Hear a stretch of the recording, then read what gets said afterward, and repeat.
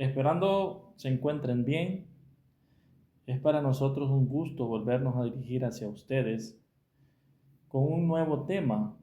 En esta ocasión vamos a estudiar lo que es mente y meditación, ya que son dos partes las cuales están ligadas y son muy importantes para el autodescubrimiento de cada uno de nosotros y para el trabajo interior que debemos realizar. Nos dice el venerable maestro Samael: información intelectual no es vivencia, erudición no es experimentación.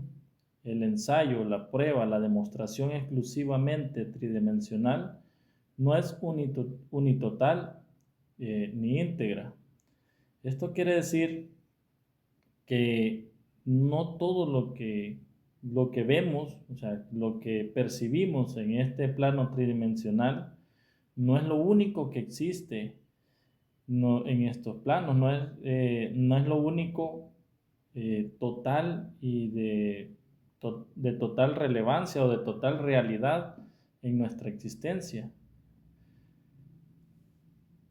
Tiene que existir alguna facultad superior a la mente, independiente del intelecto, capaz de darnos conocimiento y experiencia directa sobre cualquier fenómeno. O sea, darnos experiencia directa sobre los fenómenos naturales o sobre los misterios de la vida y la muerte que tan grandes e inmensos son para la humanidad. La mente no puede abarcar esos estudios. Únicamente forma hipótesis y forma teorías, las cuales nada tienen que ver con la realidad. Por eso nos dice el maestro que no es la información intelectual, no es vivir, no es experiencia en sí, el simplemente hecho de saber intelectualmente de algo o de aquello, cualquier cosa, ¿no? De este plano, no es vivencia, ni tampoco ser un erudito nos hace alguien experimentado dentro de los misterios, ¿no?, que encierra tanto la naturaleza. Únicamente nos puede dar esa sapiencia lo que es el despertar de la conciencia, el vivenciar, el vivenciar todo en primera persona es lo único que nos puede dar vivencia y experimentación. Sin embargo, tenemos un gravísimo problema, ¿no?, que en este caso sería la mente, porque en la mente radican todo el dualismo de este mundo, todo el dualismo de la personalidad humana. Ahí existe o radica la felicidad y la amargura de nosotros. Entonces, solo liberándonos de la mente, podemos vivenciar eso que hay de real en aquello que podamos ver, ¿no? O en aquello o en cualquier fenómeno que exista en este mundo. Pero es indispensable liberarnos de la mente. Y nos dice el venerable: mente existe en todo. Los 7 cosmos, el mundo, las lunas, los soles, no son más que sustancia mental cristalizada, condensada. O sea, mente en sí es una energía, lo cual condensa toda la creación. Está la mente cósmica, ¿no?, y la cual ha condensado la creación de este plano físico. El mundo no es más que una forma mental ilusoria que se disolverá inevitablemente al final del gran día cósmico. Todo lo que conocemos, soles, planetas, al final del gran día cósmico, al final de que toda esta galaxia Vía Láctea haya pasado o haya finalizado su día cósmico, pasará a la noche cósmica, donde no existirá nada de lo que percibimos en estos momentos con nuestros 5 sentidos.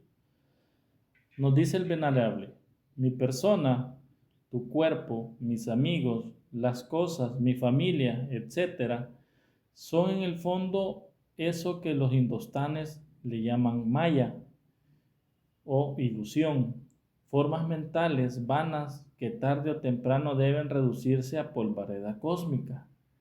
Todo aquel que despierta conciencia comprende a exactitud lo que la ilusión de este mundo, comprende a exactitud que todo lo que creemos real y todo lo que vemos y percibimos no es eterno o no es realidad, sino que es una ilusión. Creamos lazos familiares, creamos el apego, pero el apego no es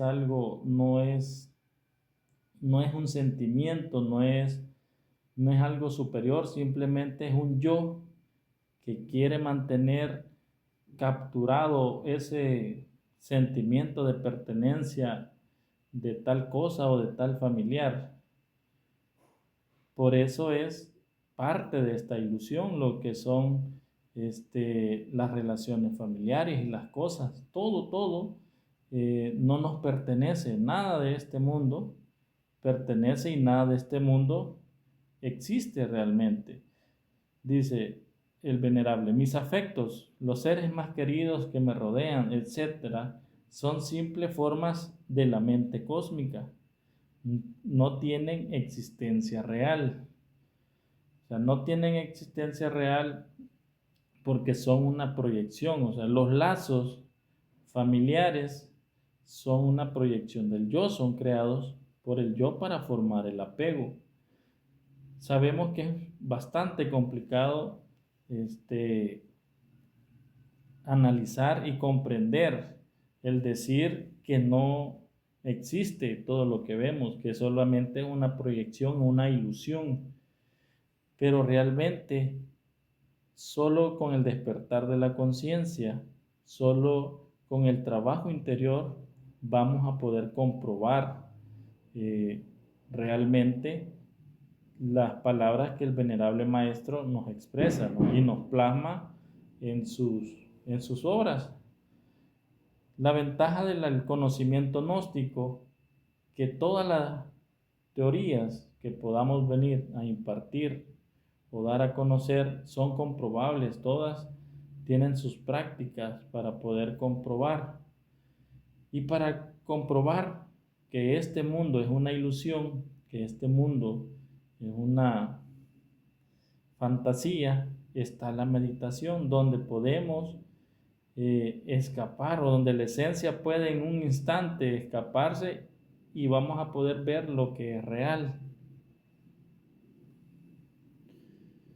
Continúa el venerable y nos dice, el dualismo intelectual, tal como el placer y el dolor, las alabanzas y el vituperio, el triunfo y la derrota, la riqueza y la miseria, constituyen el doloroso mecanismo de la mente.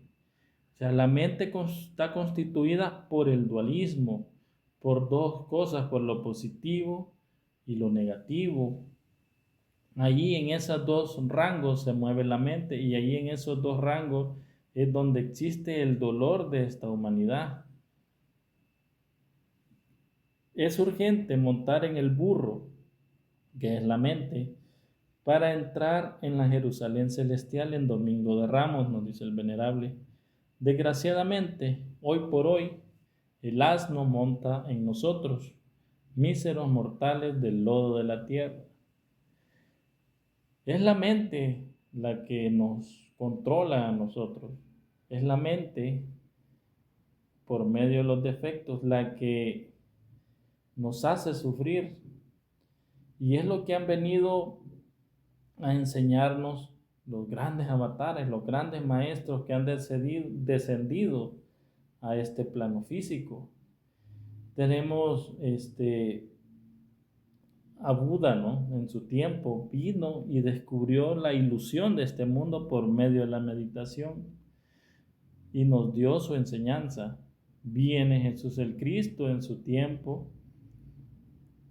y también nos da nos da su conocimiento y nos habla del trabajo, del sacrificio que hay que realizar y de la gran realidad de la fuerza crística que se puede condensar o se puede crear dentro del ser humano, ¿no?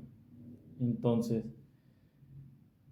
estas dos grandes enseñanzas, la, la enseñanza del Buda con la enseñanza de Jesús el Cristo, ambas se complementan, ambas son una sola al final, importantes para lo que es el trabajo interior de cada uno de nosotros.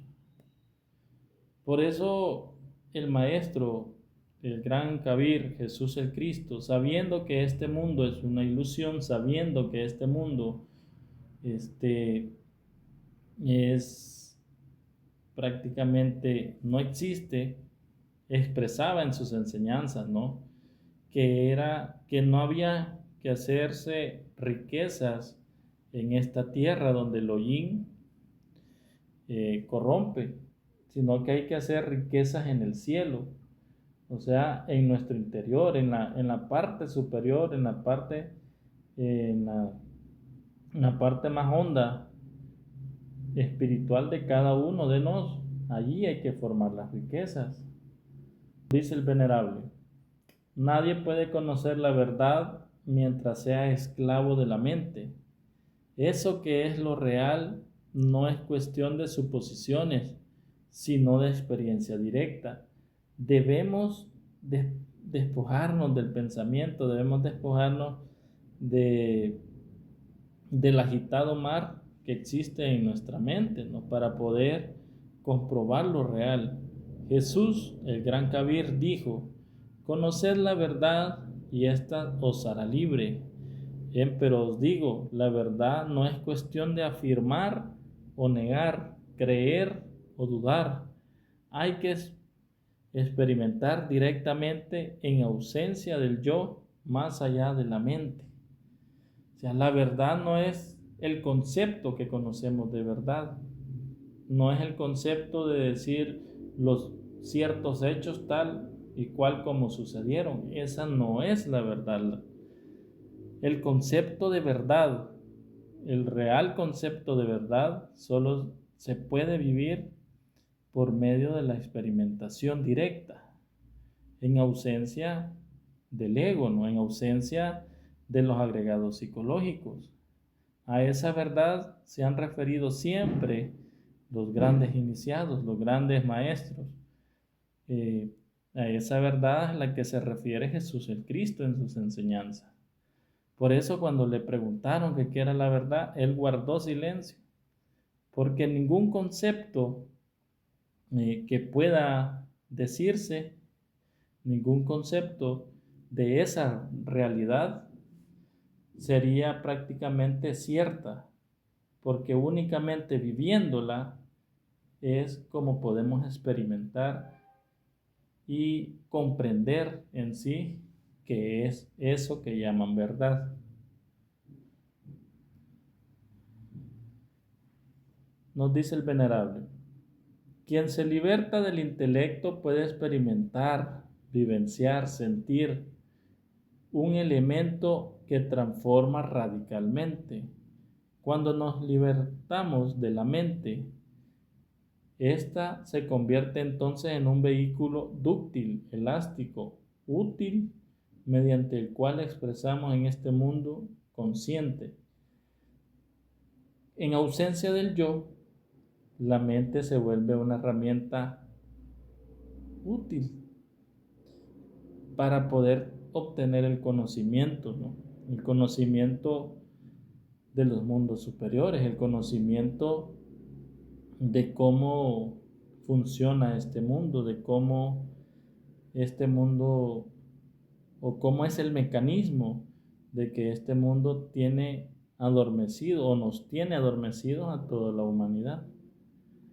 Entonces debemos buscar que la mente se libere del yo para que la conciencia se pueda expresar y podamos escaparnos y vivenciar cada uno podamos vivenciar la verdadera realidad, la cual existe de instante en instante, no es en un momento, sino que la realidad, la verdad, está aquí y ahora en este momento. Pero como la humanidad no vivimos el momento, sino que siempre estamos o en el pasado o en el futuro, desconocemos, no vivenciamos cada instante, cada segundo consciente, sino que simplemente dormidos reaccionando a cada una de las impresiones que nos rodean. Nos dice el venerable, la lógica superior nos invita a pensar que liberarse, emanciparse de la mente, zafarse de toda mecanicidad equivale al hecho a despertar conciencia, a terminar con el automatismo. O sea, el liberarse de la mente conlleva eso, ¿no? A terminar con esto que venimos siendo, que somos prácticamente robots, ¿no? Mecanistas, que no somos conscientes de lo que hacemos.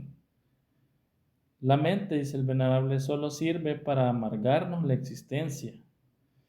La felicidad auténtica, legítima, real, solo es posible cuando emancipamos del intelecto, cuando nos liberamos, ¿no?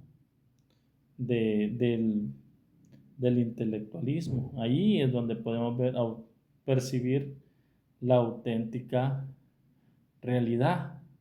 Todo aquello que está más allá de la mente es prácticamente lo real. Eh, Dicen los hindustanes que es Brahman, ¿no?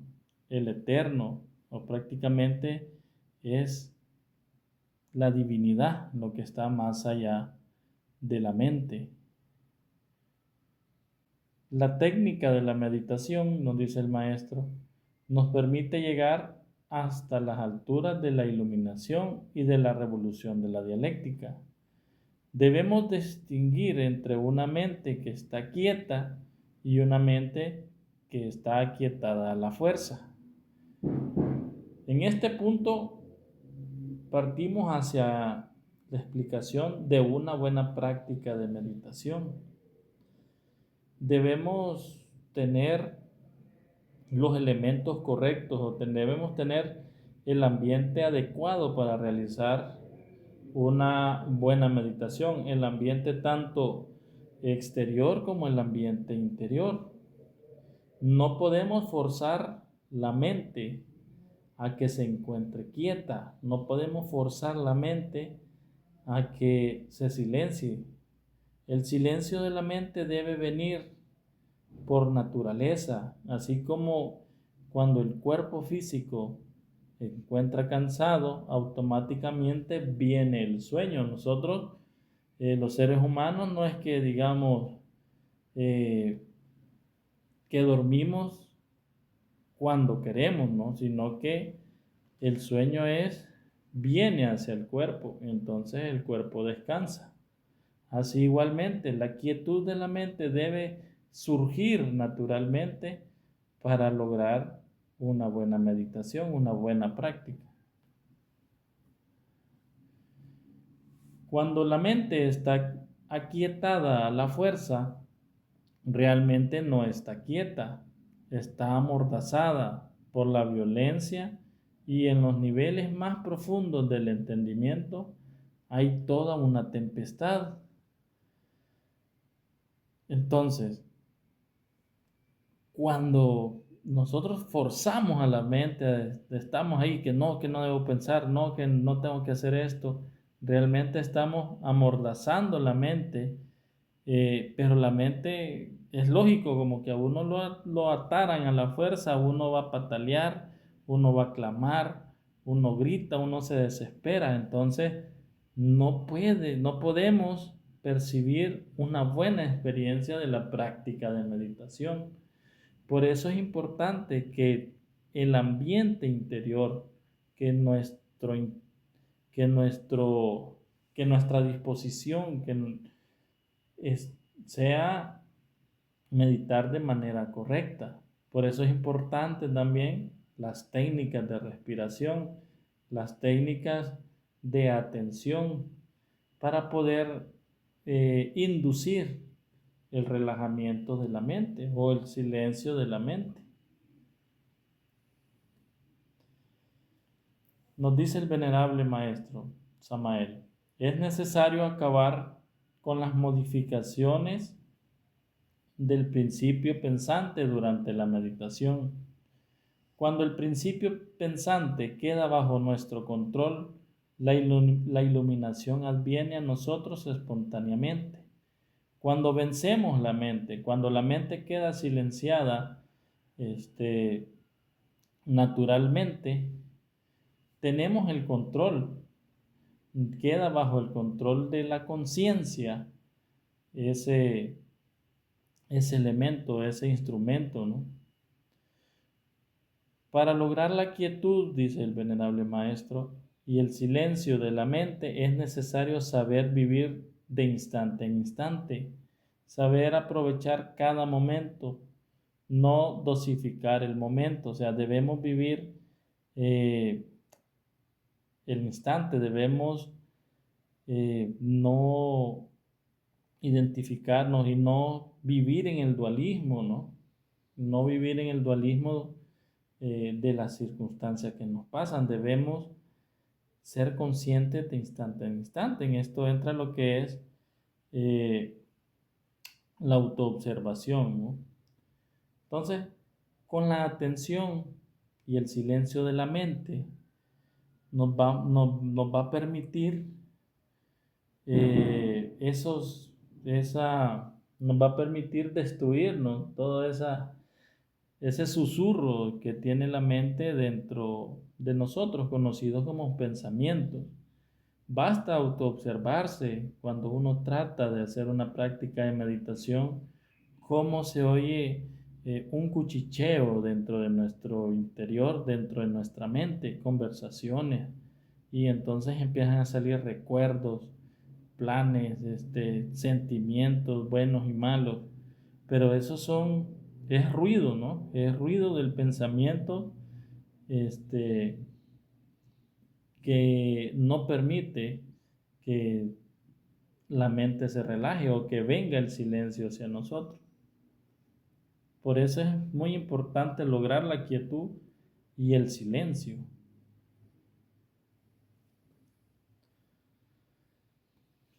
Nos dice el venerable maestro, tomad todo de cada momento, porque cada momento es hijo de la gnosis. Cada momento es absoluto, vivo y significante. La gnosis es aquello que existe de instante en instante. Es aquello que se desconoce, ¿no? De instante en instante. Esa es la gnosis. La gnosis no son los salones de estudio.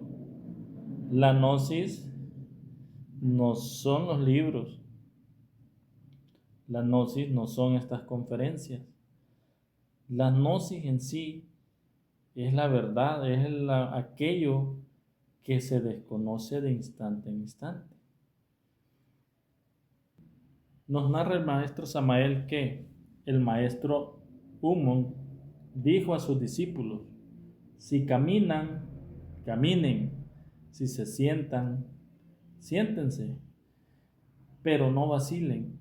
O sea, hay que ser consciente de lo que uno está haciendo. Si nos estamos bañando, hay que ser consciente de que nos estamos bañando. Si estamos comiendo, hay que estar conscientes de que estamos comiendo. No que la naturalidad de uno, de ser humano, es estar comiendo y estar viendo el teléfono. Es estar comiendo y estar planificando cosas que aún no llegan o recordando cosas que ya pasaron. No estamos viviendo en el momento, no estamos viviendo la momentaneidad, ¿no? Que esa debe ser la característica de un estudiante gnóstico, vivir o buscar vivir en la momentaneidad. Es eso de vivir el momento exacto y hacer consciente cada una de las actividades que se están realizando. O sea, y no simplemente aparentarla, porque eso es autoengañarse, ¿no? Sino que buscar realmente concientizar el momento de alimentación. Podríamos empezar por ahí, concientizarnos cuando realmente estamos comiendo, de qué manera estamos tomando los utensilios, qué sabor, qué textura que tienen los alimentos, ¿no? Estar concentrados y percibir cómo tras cada bocado esos alimentos van nutriendo nuestro cuerpo físico. O sea, todo eso percibe alguien que está viviendo el momento. Eso y más, ¿no? Eso y mucho más de lo que les pueda explicar, se percibe alguien que vive el momento.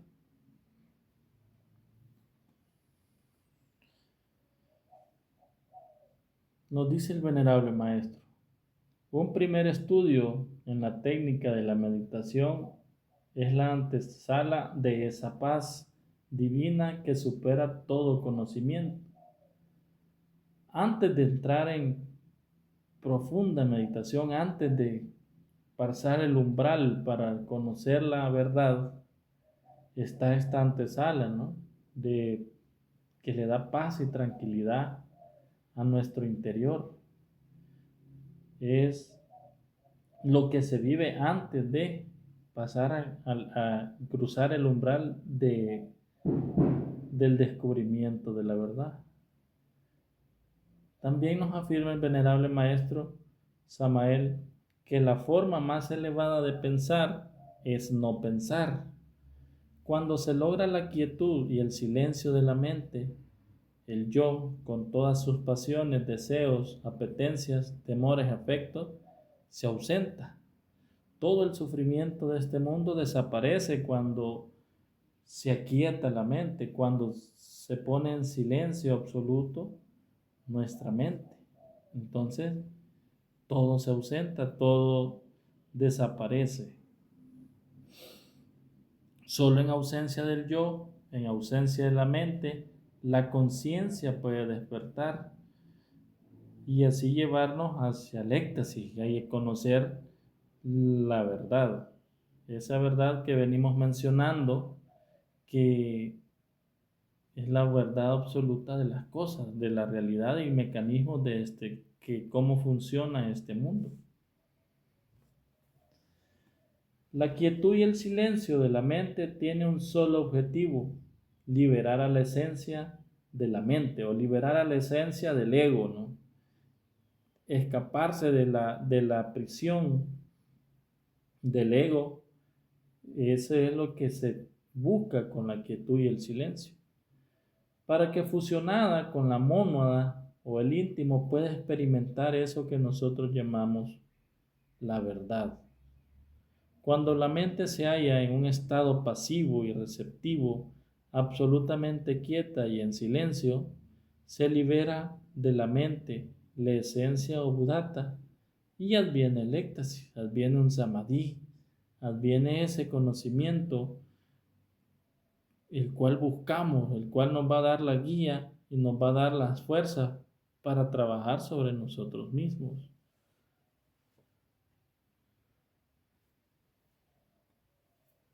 Nos dice el venerable, la esencia se halla siempre embotellada entre el batallar de los opuestos, mas cuando la batalla termina y el silencio es absoluto, la esencia queda libre y la botella vuelta a pedazos. Cuando practicamos la meditación, nuestra mente es asaltada por muchos recuerdos, deseos, pasiones, preocupaciones, etc. Pero estos únicamente son distractores, ¿no? Para evitar, que tratan de evitar el silencio y la tranquilidad de nuestra mente. Entonces nosotros debemos como lo explica el maestro en sus prácticas, debemos dejar que pasen, como cuando se pasan las hojas de un libro o de un periódico, únicamente dejar que pasen estos deseos, pasiones, sin tomar eh, posesión de ellos o sin identificarse, ¿no?, de lo que puedan representar.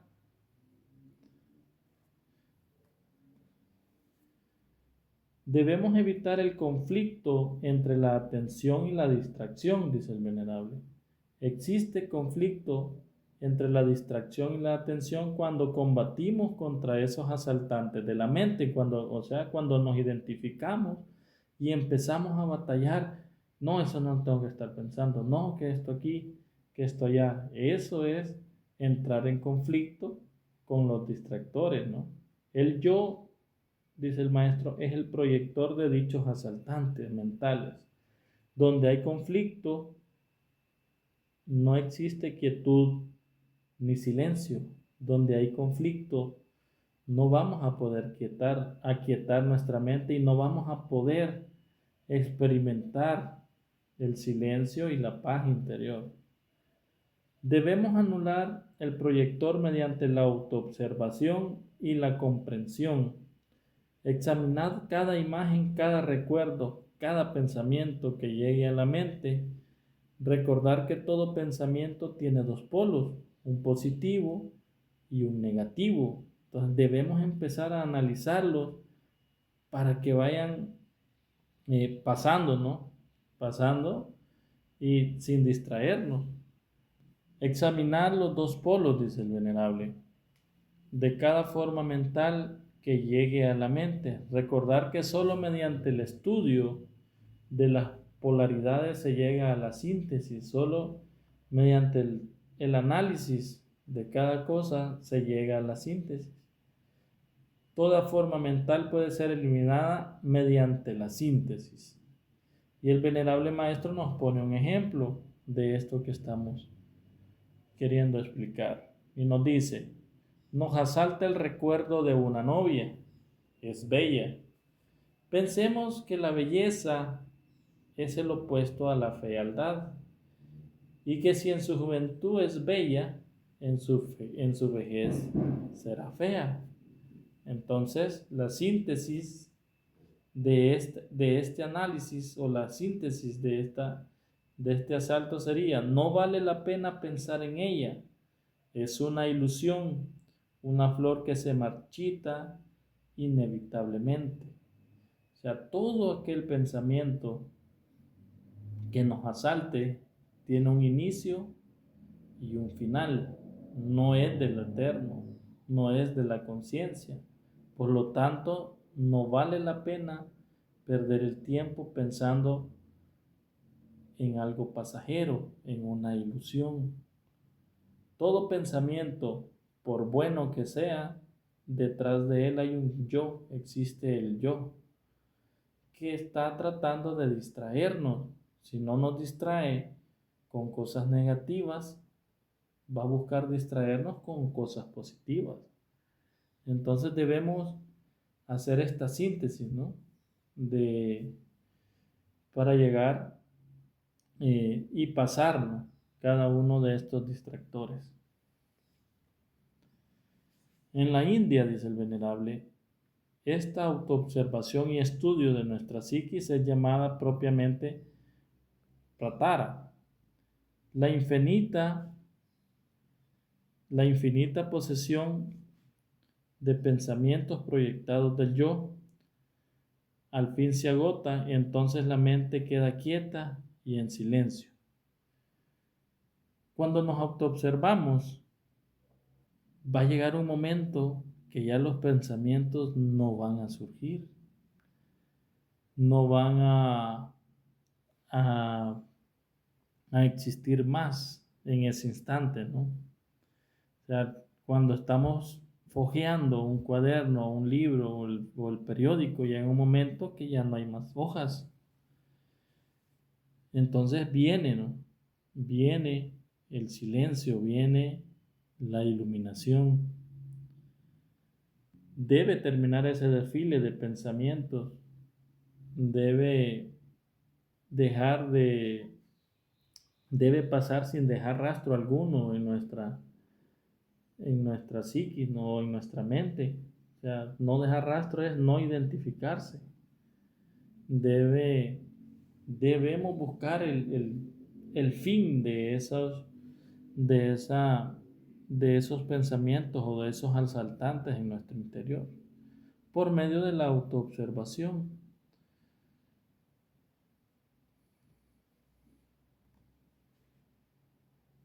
Un gran maestro autorrealizado dijo: solamente cuando el proyector, es decir, el yo, está ausente por completo, entonces sobreviene el silencio que no es producto de la mente.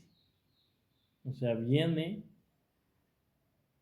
la iluminación prácticamente, viene eh, lo inconocible para nosotros en este instante.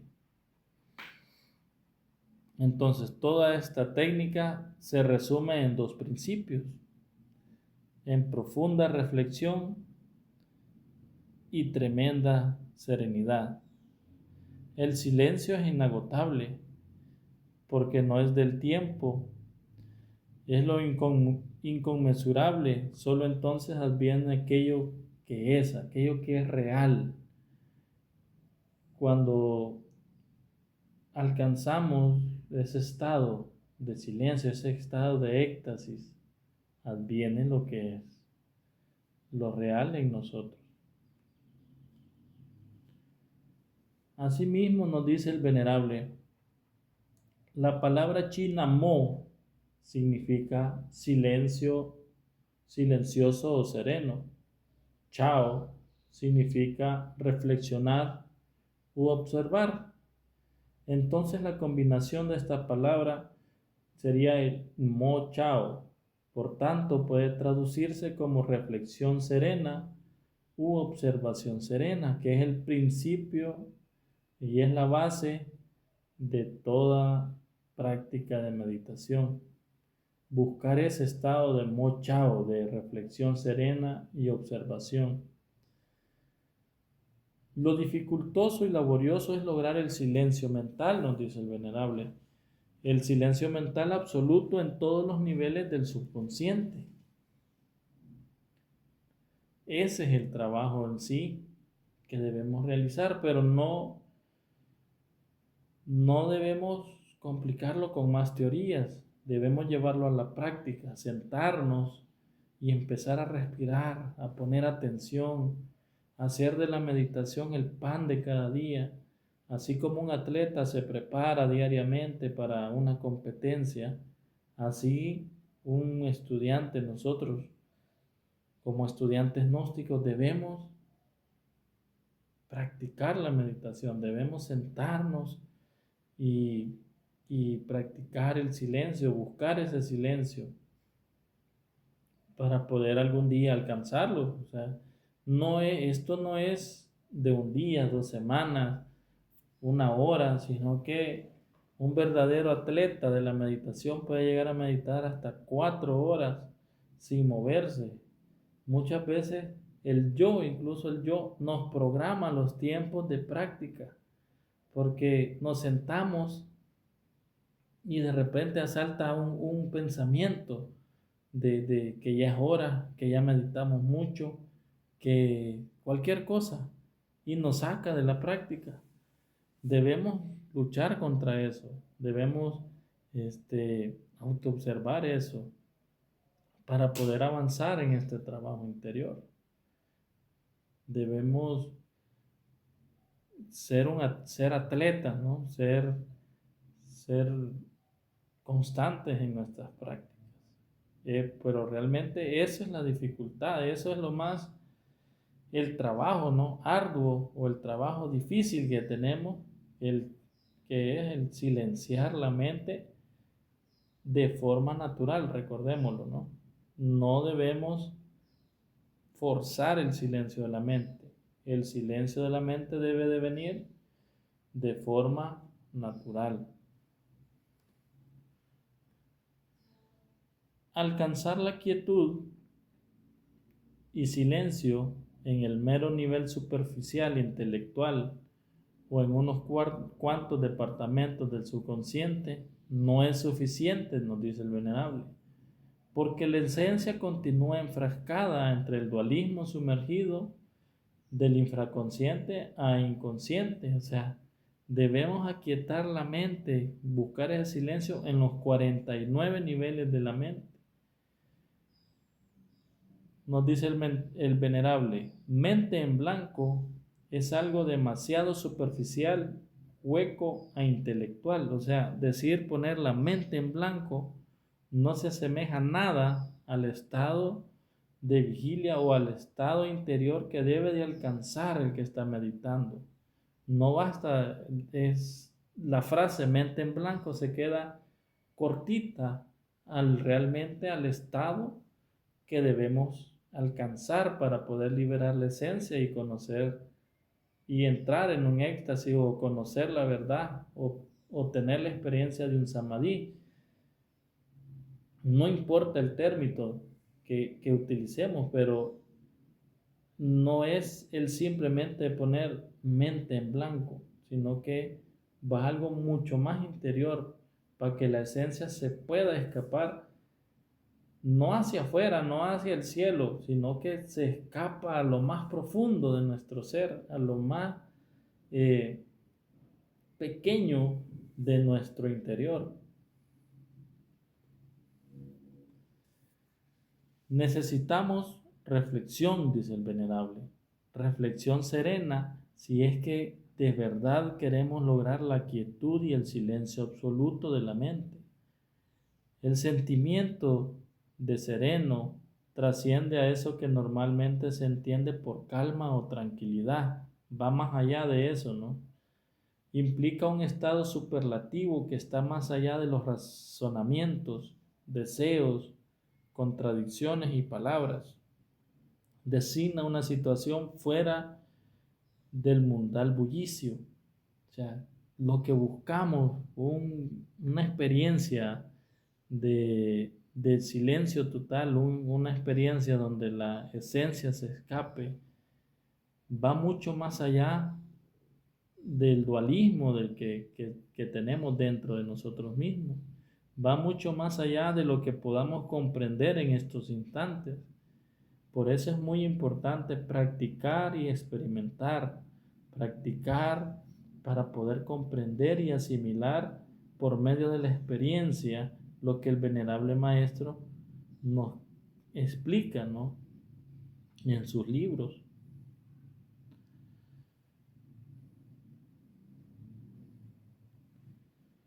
Nos dice el venerable, asimismo, el sentido de reflexión está más allá de eso que siempre se entiende por contemplación de un problema o idea.